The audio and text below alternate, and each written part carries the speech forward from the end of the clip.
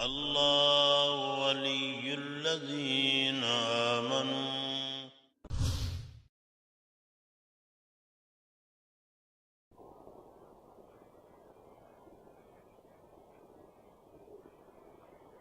الحمد لله وكفى وسلام على عباده الذين اصطفى أما بعد أعوذ بالله من الشيطان الرجيم بسم الله الرحمن الرحيم سنريهم آياتنا في الآفاق وفي أنفسهم حتى يتبين لهم أنه الحق سبحان ربك رب العزة عما يصفون وسلام على المرسلين والحمد لله رب العالمين اللهم صل على سيدنا محمد وعلى آل سيدنا محمد وبارك وسلم اللهم صل على سيدنا محمد وعلى آل سيدنا محمد وبارك وسلم اللهم صل على سيدنا محمد وعلى آل سيدنا محمد وبارك وسلم سنريهم آياتنا في الآفاق وفي أنفسهم. We will show them our signs in the universe and in their inner self حتى يتبين لهم أنه الحق, until the truth will be revealed in front of them. So if you open our eyes and look around us, then in this universe we can find the signs of Allah subhanahu wa ta'ala.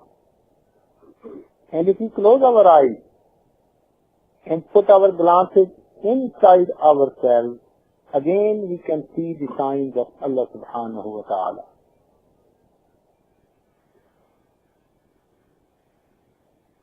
If you read Quran, which is a book of the ultimate realities of the universe, then we can find so many places where we can get the signs of Allah subhanahu wa ta'ala.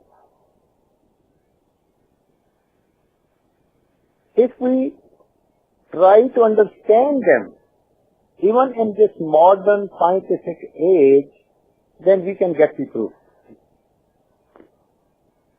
A small example, that in Quran, moon and sun both have been mentioned,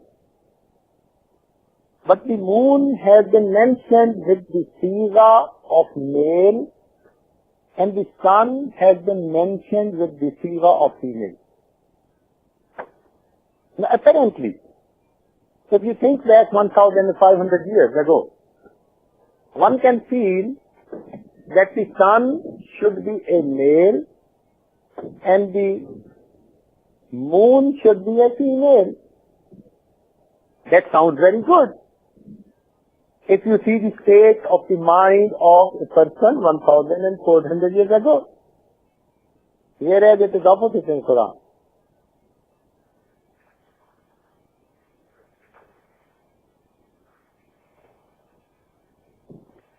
فَلَمَّا رَأَى الشَّمْسَ بَازِغَةً قَالَ هَذَا رَبِّي.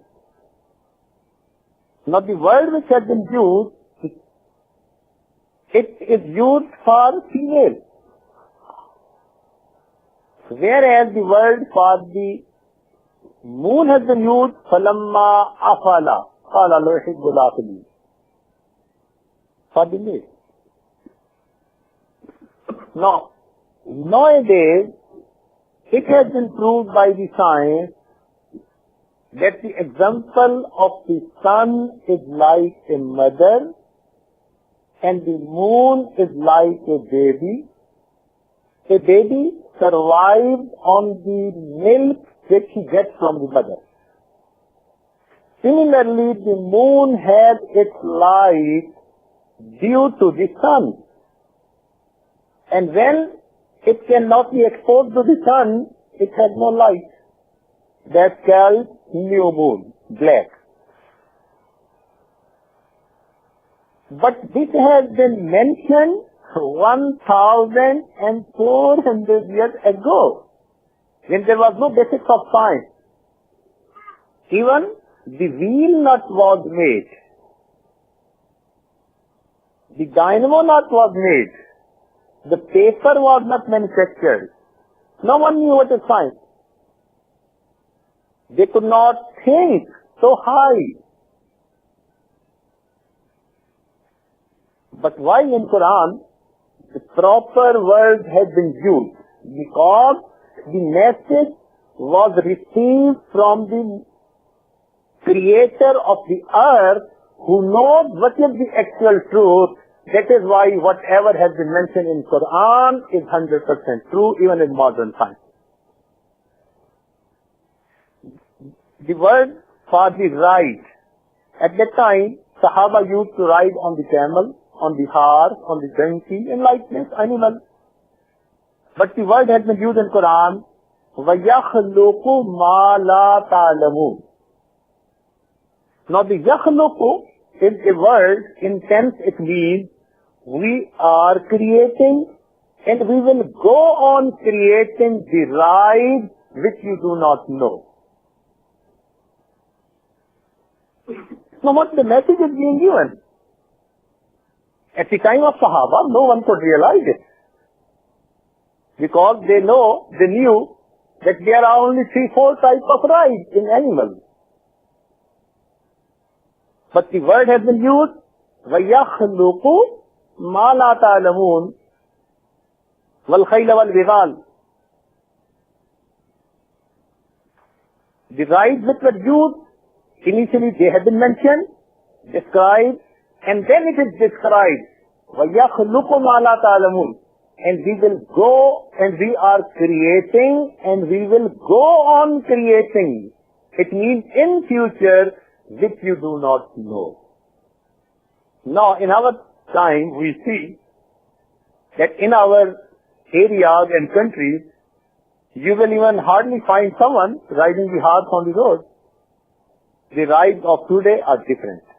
They are bikes, they are cars. And cars, they range from a normal make to the most expensive racer car. Air conditioned, even in bad weather, bad environment, you can drive. Even in the hilly spot, in the sandy area, it's 4-wheel drive. You can go anywhere you like. Now the distance you cover is many times more what Sahaba used to cover in one day. And it's not only cars. Then there comes the example of aeroplane. It's also a ride. Now what happens? If you board the aeroplane, then after maybe 25 or 26 hours, you can be on the other end of the world. You cover the half of the world distance in just 20 to 24 hours. Whereas in 24 hours, in the time of Sahaba, they used to cover maybe 30 to 50 miles. And now scientists, they are speaking about space bus. They even feel that these 20 hours are too much. So space bus will be made and it will take the passenger and go into the space. There is limitation of speed in the air. They cannot go more than 800 miles per hour because there is a friction of the air and the body temperature goes very high. But in space there is no friction.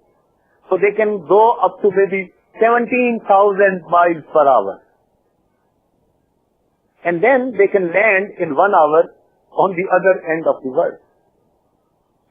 وَيَخْلُقُ مَا لَا تَعْلَمُونَ.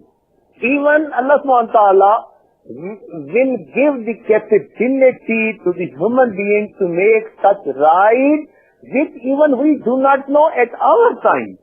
He will go on creating. And then the whole world will look like a global village. Because in 1 hour, you will go on the other end of the world, you will hold your meeting, and maybe in the next hour you will be able to come back. وَيَخْلُقُ مَا لَا تَعْلَمُونَ. What words have been used? Subhanallah. One French Navy official, he accepted Islam. So someone interviewed him and asked him that why you accepted Islam. He said that I have spent my whole life in the voyages, in the ocean. I have got so many experience what the circumstances are in the ocean at different times. Now when I got retired from my job, one of my Muslim friends, he gave me Quran to read. I was once reading Quran. I found a verse in Quran which gave a small description about the ocean. I was very much concerned because it was my subject, it was my experience, it was my speciality. Now what description was there? That Allah subhanahu wa ta'ala has described the darkness in the heart of the kuffar is like the darkness in the ocean when it is high tide time and then the weather is cloudy. No one can imagine what the situation in the depth of the ocean will be in this condition until and unless he had got experience. So I found maybe the Prophet of Muslims had got the chance to come in the ocean and he experienced it. But when I read about his life biography, then I came to know he never had the chance to go in the ocean. No one could describe it so precisely until he has observed with his own eyes. And if he did not get the chance to see himself, it means that he has been informed by the creator of the universe who knows what happens at what condition. So that compelled me to accept Islam. And the verse goes like that, Fi baharin lujji yaghshahu mawjum min fawqihi mawj. Min fawqihi sahab. You go deep in the ocean, there will be darkness and there will be high tide and if the weather is cloudy. And now the Navy people, they confirm that in these conditions the visibility in the ocean is zero. You cannot even see anything 1 inch away from your eyes. It's so dark, zero visibility. Allah. And it has been described in the Quran. The problem is that our youngsters, they don't go deep down and think what is inside. We think superficially, apparently. Don't try to go deep. There is one thumb rule. If you want to know Allah subhanahu wa ta'ala, if you want to know Allah subhanahu wa ta'ala, then go in the detail. So it's a thumb rule. It will help you, especially the university students. If you want to know God, normally we use the word Allah, but the kuffar, they use the word God. So it is a sentence uttered by a scientist. That's why I just wanted to tell you the same sentence. If you want to know God, go in the detail. If you want to know Allah subhanahu wa ta'ala, then you have to go in the detail. When you go in the detail, then your heart will tell you, yes, there is Allah subhanahu wa ta'ala who created this whole universe. Now one small example about the detail. We always ride on a car every day. Now the car wheel is almost 2 feet diameter. And it runs up to 70 miles per hour speed. Now with this speed and this small diameter, if the wheel is little bit unbalanced, we feel jerks when we are sitting in the car. It's vibrating. And we tell our brother who is driving, oh, get your wheel checked. He goes to the workshop, and the workshop people, they take out the wheel, and they put it on the machine, and they balance it. And there comes an unbalance of 5 to 10 grams. Now he fixes this 10 grams weight on certain place, and when he again puts the wheel, then there is no jerk, it's running smoothly. So it means that if the wheel is 2 feet diameter, and the speed is 70 miles per hour, 10 grams of weight unbalanced can give so much of thrust that we are feeling jerks and vibrations. Now look at the whole earth. It's just like a wheel. But its circumference is 23,000 kilometers. 23,000 kilometers. And its speed on which it's revolving, it is 1,000 miles per hour.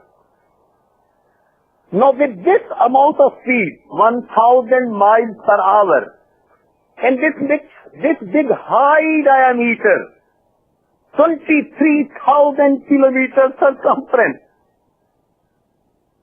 if there will be 10 grams of unbalance of weight, then how much thrust and jerk it should give it, whereas we are sitting on the earth and we are feeling that even it is not moving.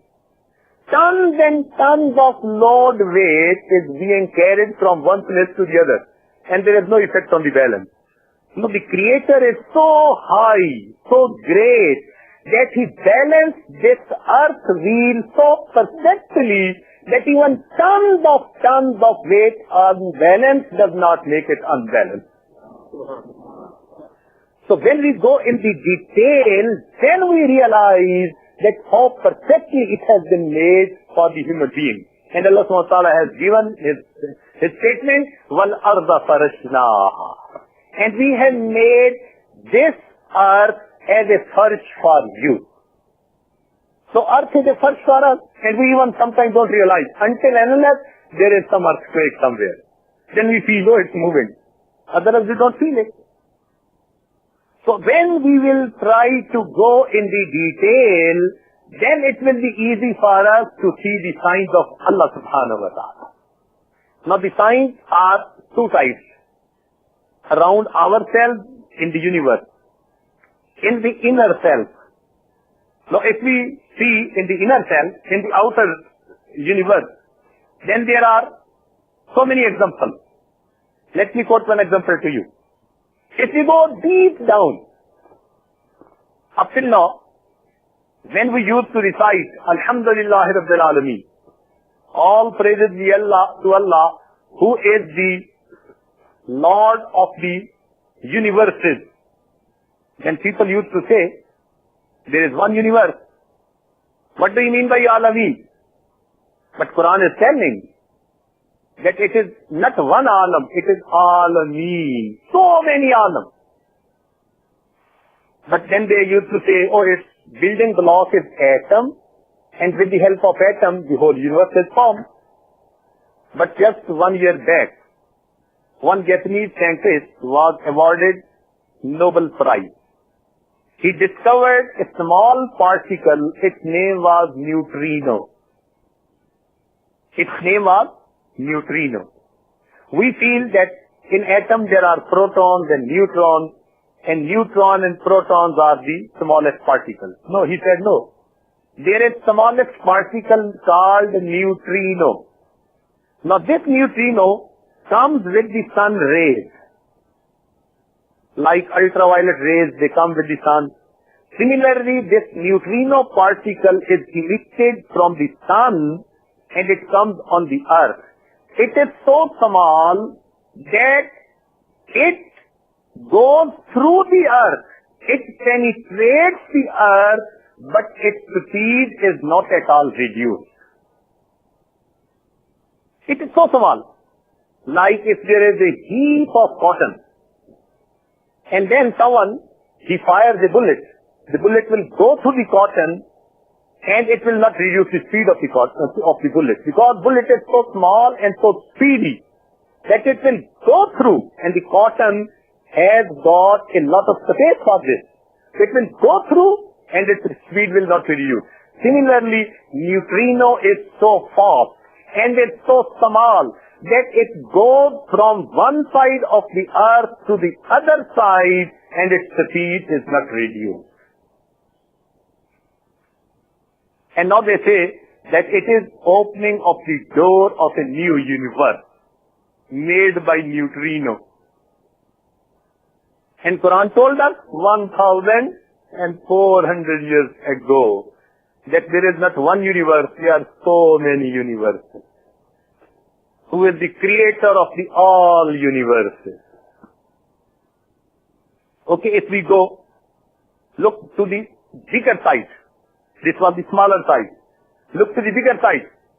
Then the scientists say there are black holes. And black holes are in space. And they are oriented in such a way that any star which goes out from the orbit, then it will go directly in the mouth of the black hole, and the black hole will just digest it. It will just take it. It's so big. Its gravitational force is so high that if light is put to the black hole, then it even takes the light photons and does not return them back. Scientists say that anything which goes in the black hole vanishes into nothingness. The laws of physics and chemistry, they become void when something enters in the black hole. So black hole is something. They say it's a dying star. But at the same time they confirm that it is something very detrimental. Anything which approaches the field, it will go away. It will vanish. Now then they say, yes, they are keeping equilibrium. Why equilibrium? In Quran it has been told, in Surah Yasin, لَشَّمْسُ يَنْبَغِي لَهَا أَن تُدْرِكَ الْقَمَرَ وَلَا اللَّيْلُ سَابِقُ النَّهَارِ وَكُلٌّ فِي فَلَكٍ يَسْبَحُونَ. So the description about the sun and moon has been made, and finally it has been told, kullun, all of them, fi falaki yasbahun. Falak means circle. So the idea of circle was given by Quran to the human being. No one knew what is orbit. But the concept of orbit is being given by Quran 1,400 years ago. Kullun fi falaki yasbahun. Sun and moon and everything is then making its tasbih in its orbit. It's revolving in an orbit. Now we can understand it better. Okay, if they are revolving in the orbit, then they cannot go out of their orbit. If they will try to go out, then they will become tangent, and they will be directly going in the mouth of the black hole, and black hole will just take them in one way. Now there is a hadith of Rasulullah sallallahu alaihi wasallam, Imam Nawawi rahmatullah narrated it, that once a Sahabi, he asked the question from Rasulullah sallallahu alaihi wasallam, that a Prophet of Allah subhanahu wa ta'ala, if sun, moon and other things, they disobey Allah subhanahu wa ta'ala, they disobey the order of Allah subhanahu wa ta'ala, then what will happen? Sahaba used to ask so many innocent questions from Rasulullah sallallahu alaihi wasallam. That if sun and moon, they disobey the order of Allah subhanahu wa ta'ala, then what will happen? Then Rasulullah told him that Allah subhanahu wa ta'ala will send one of his animals, and that animal will take them as a piece of one bread. Oh, sun, it will be just a piece of bread? So the Sahabi was amazed. He made a second question. Oh Rasulullah sallallahu alaihi wasallam, where we can find these animals which will take the sun or moon as a piece of bread, then Rasulullah sallallahu alaihi wasallam, he told him that these animals graze in the meadows of Allah subhanahu wa ta'ala. Now 1,400 years ago, no one could understand what was the real situation. Rasulullah sallallahu alaihi wasallam, he talked about according to the mental level of the person who was asking question. He used the same language, simple language to make him understand. But now we can better understand that yes, the face is the meadow of Allah subhanahu wa ta'ala, and these black holes are the animals, and the sun and moon, anything will disobey Allah subhanahu wa ta'ala. It means it will not revolve in the orbit, will go out of the orbit, then it will be taken just like one piece of bread by the black hole. If you want to know God, go in the detail. It's our responsibility, the Muslim youth. We have to work hard and go in the detail of everything. When we will go in the detail, then we will find the reality. That's why a German scientist, he was ENT specialist, he accepted Islam. Then someone asked him, oh, you are such a big scientist and you accepted Islam. He said, yes, I was researching about the ear, and I went very deep in the research of the ear, how it is made, what are the functions. And then I suddenly thought that he who gave the man the capability to hear, how he cannot hear himself. If he gave man the capability to hear, and it is so fantastic, then how there can be the creator of the earth who cannot hear anything? So then I believe, yes, I believe in the creator who hears everything. So that's why I accepted whatever concept of Muslim is about the creator of the earth, I accepted, so I became a Muslim. So we have to go in the detail. Then we will come to know that what the reality is. What is the truth inside? We can find so many examples in Quran and in Hadith. Rasulullah sallallahu alaihi wasallam, he told in one of the Hadith that the bad people, when they go to the grave, they are buried in the grave, they are punished. But that punishment, human beings cannot listen that. But the other animals, they can feel it. Now when the kuffar, they used to discuss about the hadith, they used to say, oh, it is possible. The animals can hear the punishment of the grave, and the human beings, they cannot feel it or understand it or hear it. But now, science has given some more investigations. There are different bands of sound. For example, human being can hear the sound from 2,000 hertz up to maybe 20,000 hertz. In between, they can hear it. If it is some sound generated with the frequency lower than that, human being will not hear it. If it is higher than that, human being will not hear it. We can only hear in a certain band. And that's good. Because if we could see everything with our eyes, it would have been difficult for us to live in this world. For example, if we could see bacteria with our own eyes, trillions and trillions of bacteria around us, so what would have been our situation? So Allah subhanahu wa ta'ala has made our visibility in between certain limits. We cannot see anything. Similarly, Allah subhanahu wa ta'ala has made our listening power in a certain band. We cannot listen everything. But the animals, they have a wider listening band than the human being.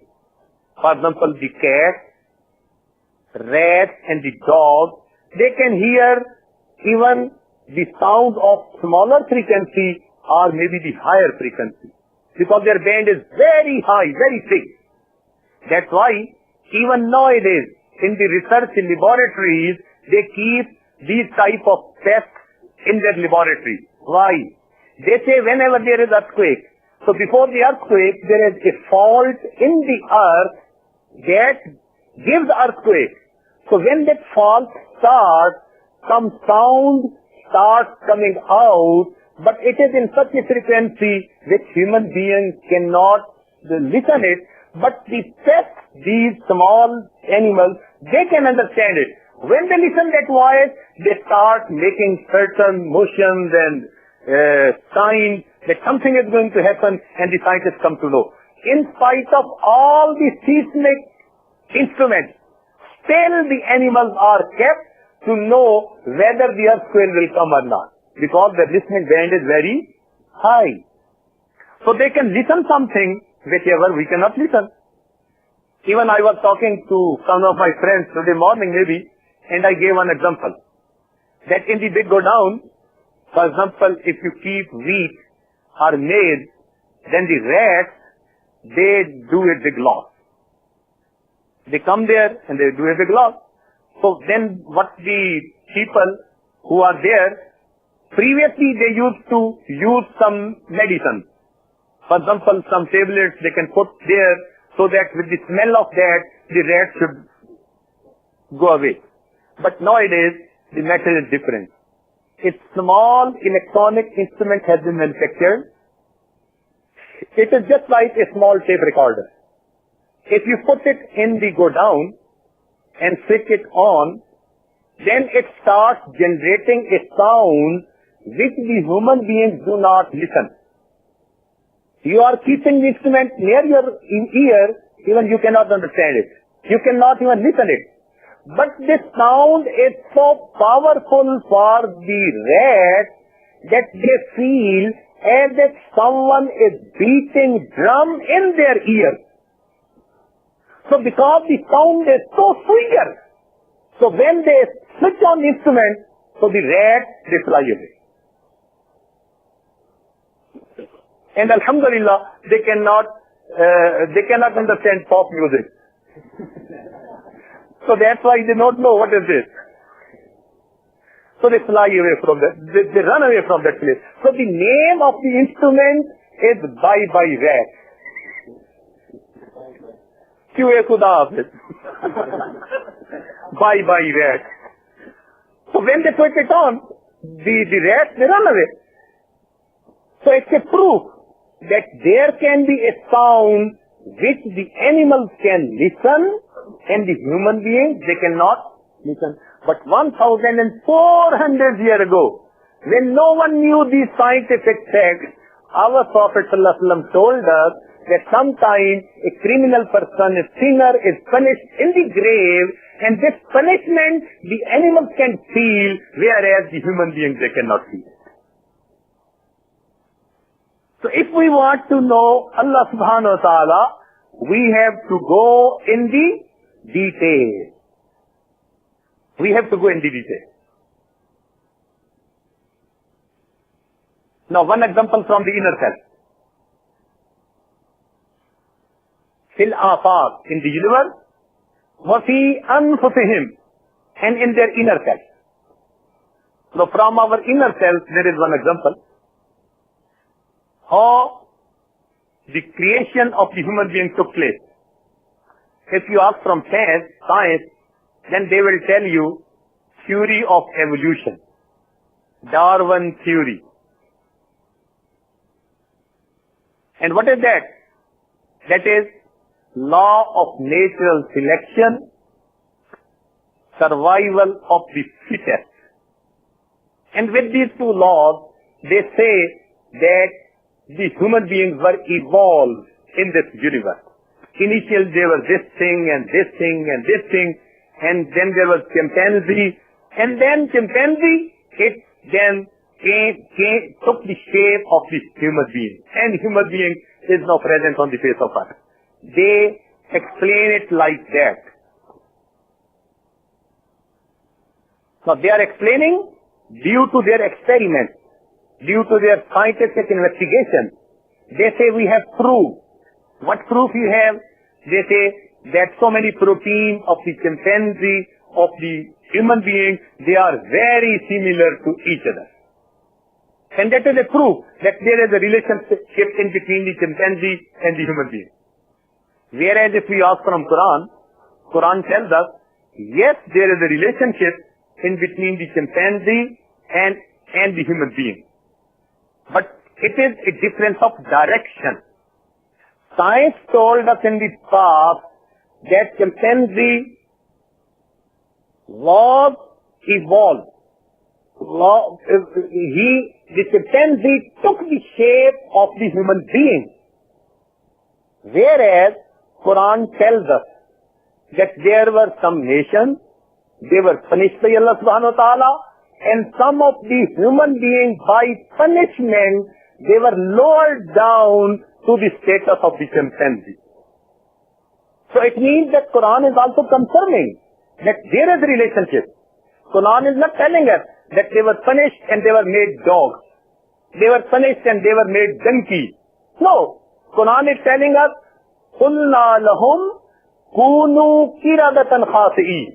1,400 years ago, no one knew that the proteins of human beings and the chimpanzee, they are similar to each other or not. Is there any relationship or not? But Quran is telling us that there were some human beings, they disobeyed the orders of Allah subhanahu wa ta'ala, so Allah subhanahu wa ta'ala punished them, they were lowered from the status of the human being and they were converted into the monkeys, into the chimpanzees. So it means that one thing is similar. What is that? That there is a relationship in this animal and the human being. Darwin theory by experiment confirmed the same. Quran, it also tells us the same. But what is the difference? Difference of direction. Science says that it evolved and became human beings. Quran tells us no. Human being was there, it was degraded and it became a animal. And who is not true in this claim? One question we ask from the Darwin theory people, that they say that in millions of years there was a small change and this converted into this and this converted into this. In millions of years. Even the tail of the chimpanzee, it vanished after so many thousands of years. If this much small change takes so many thousands of years, then chimpanzee has no brain, whereas the human beings have brain. So how much time should be required in the evolution of the mind of a person, brain of a person? It should be trillions and trillions and trillions of years. Whereas scientifically, this time is the smallest time in the change. So the tail took this much time, and the evolution of brain took only this much time. So when we ask them a question, how it is possible that the most complicated organ of the body takes very little time in the evolution process, so then they are in hard time. Then they say, yes, one link is missing in between, because they cannot explain it. So then they say, yes, we are explaining, but one link is missing. We say, yes, your link is missing from Allah subhanahu wa ta'ala. You are confirming it. And that's why you cannot explain it. You say, there is a missing link in between. We cannot know. Science does not know what is the missing link. But evolution of brain was in the process. So they cannot explain. But thanks to genetic engineering, now it has proved what is the truth. And it has now told to everyone that whatever Darwin said, it was 100% wrong. Because the Darwin theory tells there might be hundreds and thousands of chimpanzees and they might be converted into human beings with the passage of time. So many numbers at one time. But genetic engineering tells no. The process of birth of the human being, it started from one. It does not start from with thousands and thousands of species. No, it started with one. And from that one, its pair was created.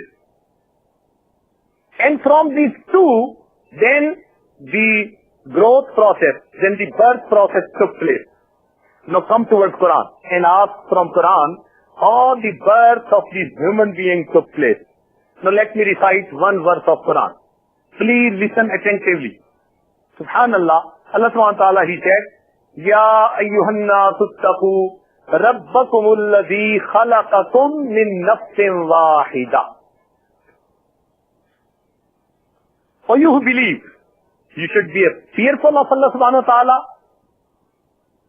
O mankind, you should be fearful of Allah subhanahu wa ta'ala, and Allah subhanahu wa ta'ala is that one who created the human being from one.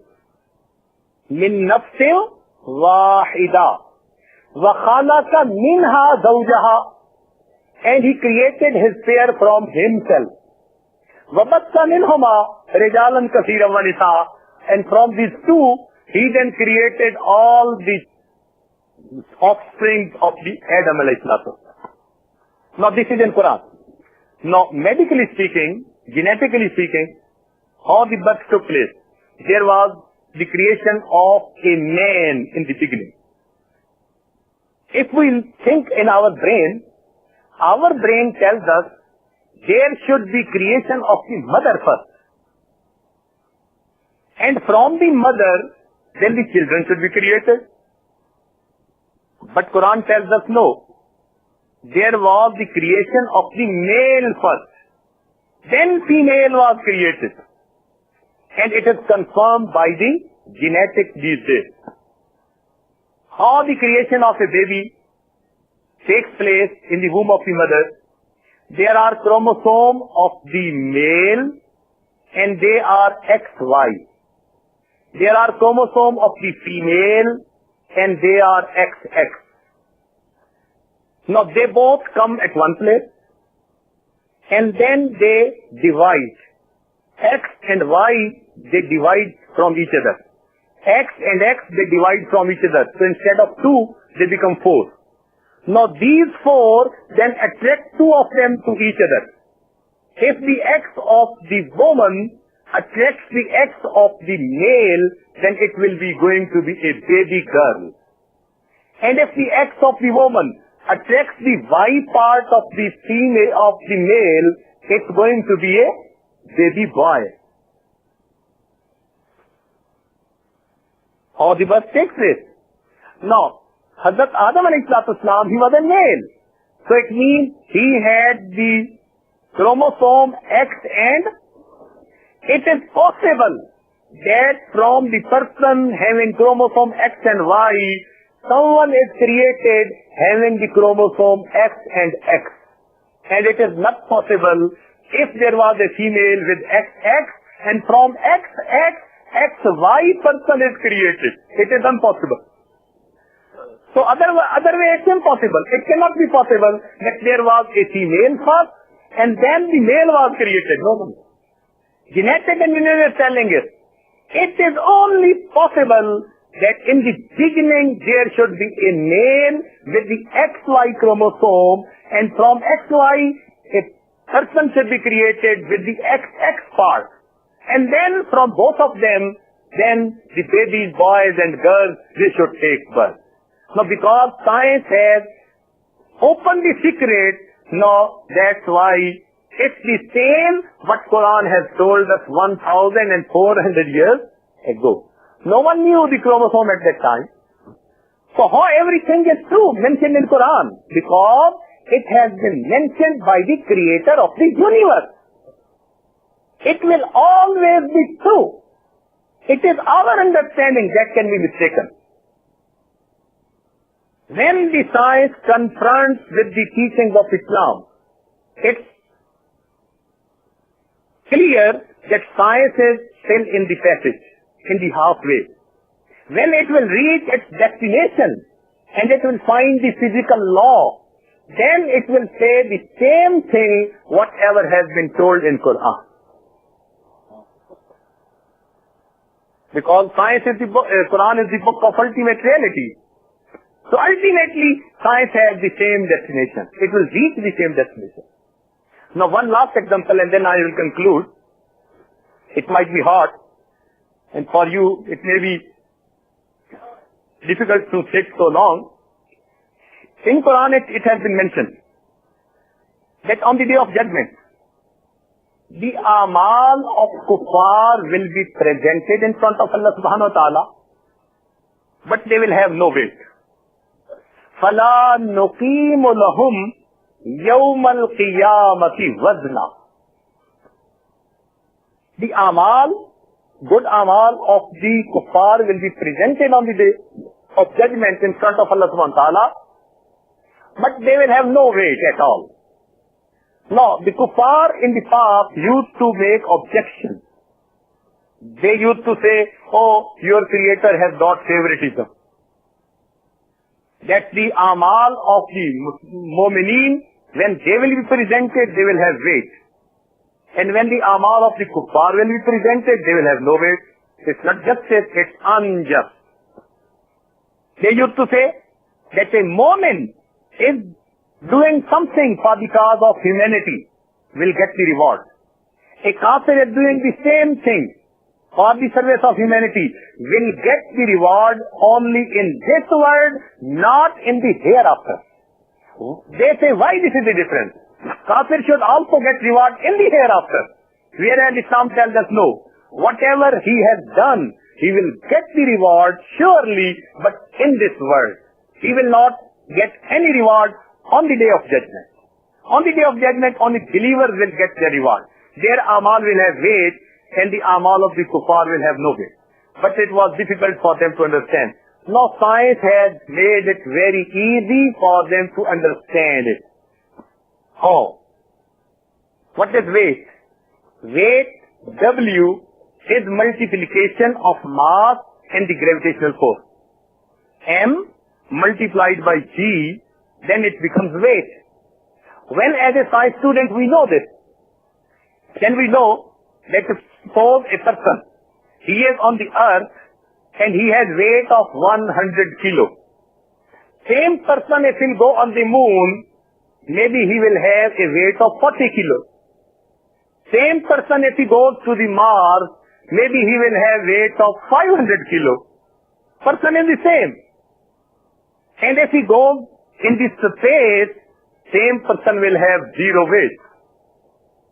Mass is the same, but the gravitational force is changing, so the weight is becoming different. On the earth is 100 kg, maybe on the moon is 40 kg, and maybe on the Mars it's 5 or 600 kg, and in the space it is zero. Why? Because there is no gravitational force, and zero multiplied with any amount of mass, the result will be zero, so no weight. What we say as a Muslim, that this gravitational force is the iman of a person. Because mu'min has gravitational force towards Allah subhanahu wa ta'ala. This is force of attraction, not the gravitational force. So the force of attraction to Allah subhanahu wa ta'ala is called iman, is called belief. Because mu'min, he believes in Allah subhanahu wa ta'ala, so whatever amal he will make, whole mass will be multiplied with his iman and it will have positive results, the value on the day of judgment. Whereas the kafir, if he will make good amal up to the height of the Mount Everest, but he will come on the day of judgment, then whole of these amal will multiplied by the attraction force of iman, which will be zero. So anything multiplied with zero, what will result? And Quran is telling us 1,400 years ago, فَلَا نُقِيمُ لَهُمْ يَوْمَ الْقِيَامَةِ وَزْنًا, that it will be presented on the day of judgment, but they will have no weight on the day of judgment. Allahu Akbar Kabira.